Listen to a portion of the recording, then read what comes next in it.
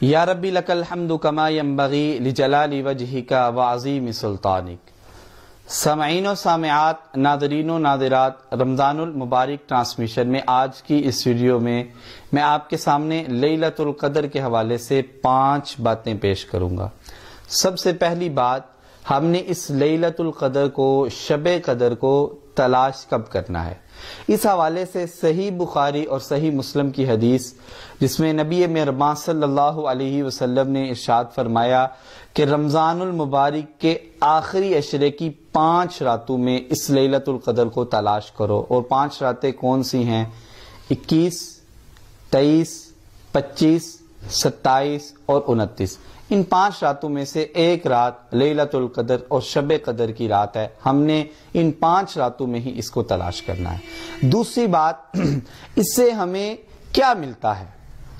نبی صلی اللہ علیہ وسلم نے ارشاد فرمایا، جو بندہ لیلۃ القدر کی رات کو قیام کرے یا عبادت کرے، اللہ تعالیٰ اس کے گزشتہ سارے گناہوں کو معاف فرما دیتے ہیں۔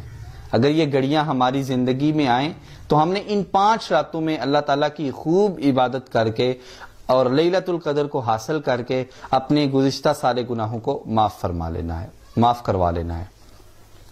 تیسری بات، اس کا ثواب کتنا ہے؟ اس حوالے سے اللہ تعالیٰ کا فرمان ہے، لیلۃ القدر خیر من الف شہر۔ جسے لیلۃ القدر مل جائے اور اس نے اس میں عبادت کی ہو، اس کی عبادت 1000 مہینوں سے زیادہ افضل ہے، جس میں 83 سال اور 4 ماہ بن جاتے ہیں۔ یعنی کہ ایک رات میں عبادت کرنے کی وجہ سے اللہ تعالیٰ نامہ اعمال میں 83 سال اور 4 ماہ کی عبادت کا ثواب لکھ دیتے ہیں۔ چوتھی بات کہ ہم نے اس میں دعا کون سی پڑھنی ہے۔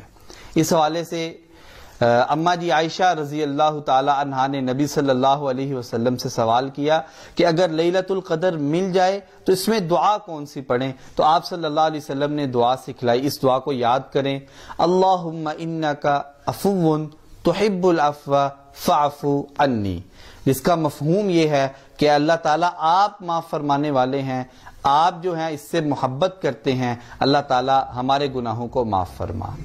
5ویں اور آخری بات، لیلۃ القدر کی نشانی کیا ہے؟ اس حوالے سے نبی صلی اللہ علیہ وسلم نے ہماری رہنمائی فرمائی ہے۔ آپ صلی اللہ علیہ وسلم نے ارشاد فرمایا، جو رات لیلۃ القدر کی رات ہوتی ہے، اس سے جو اگلی صبح ہوتی ہے، جب وہ سورج طلوع ہوتا ہے تو اس کی شعاعیں سخت نہیں ہوتی، اس کی جو روشنی ہوتی ہے وہ سخت نہیں ہوتی۔ آپ نے پھر مثال دے کر سمجھایا، اگر ایک انسان اپنی آنکھوں سے اس سورج کی طرف دیکھے تو اس کو دیکھنے میں کوئی مشکل نہیں ہوگی۔ یہ آپ صلی اللہ علیہ وآلہ وسلم نے اس کی نشانی بتائی ہے۔ تو سامعین و ناظرین، اگر یہ گھڑیاں میری اور آپ کی زندگی میں آ جائیں، انشاءاللہ العزیز کل سے اس کا سلسلہ شروع ہو جانا ہے، تو ہم نے ان کی قدر کرنی ہے، ان میں خوب عبادت کرنی ہے، اللہ تعالیٰ کو خوش کرنا ہے، اور اللہ تعالیٰ سے ہم نے خوب ثواب حاصل کرنا ہے۔ میری اس ویڈیو کو لائک اور شیئر کیجئے، اور رمضان المبارک ٹرانسمیشن میں میرے ساتھ رہیے۔ ہر روز